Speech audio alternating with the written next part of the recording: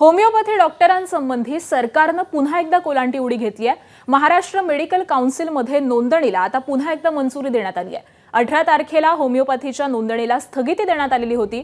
High court निर्णयापर्यंत नोंदणी स्थगिती देणारा आदेश हा कालच मागे घेण्यात आलेला आहे आणि त्यामुळे सरकारनं या निर्णयावरून पुन्हा एकदा यू-टर्न घेतल्याचं कळतंय।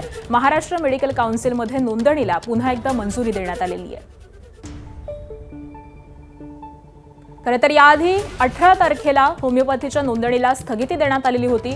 या सगळ्याच मुद्द्यावरून राज्यभरामध्ये आंदोलन देखील पुकारण्यात आलेलं होतं आणि त्यानंतर काल पुन्हा एकदा महाराष्ट्र मेडिकल काउन्सिलमध्ये नोंदणीला मंजुरी देण्यात आलेली आहे। होमिओपॅथी डॉक्टरांसंबंधीची ही बातमी आपण पाहतोय। होमिओपॅथी डॉक्टरांसंबंधी सरकारनं जो निर्णय घेतलेला होता तो पुन्हा एकदा आता बदलण्यात आलेला आहे। महाराष्ट्र मेडिकल काउन्सिलमध्ये नोंदणीला या होमिओपॅथी डॉक्टरांना मंजुरी देण्यात आलेली आहे। 18 तारखेला होमिओपॅथीच्या नोंदणीला स्थगिती देण्यात आलेली होती आणि त्यानंतर आता ही स्थगिती पुन्हा एकदा हटवून नोंदणीला मंजुरी देण्यात आलेली आहे।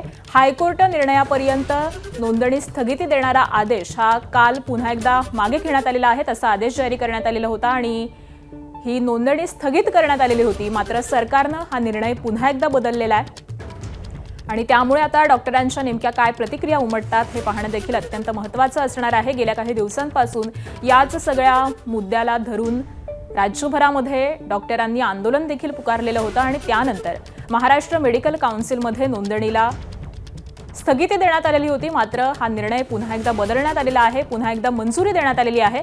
18 तारखेला खरं तर होमिओपॅथीच्या नोंदणीला स्थगिती मिळालेली होती आणि त्यानंतर शासनाचा जो हा निर्णय आहे तो काल पुन्हा एकदा बदलण्यात आलाय।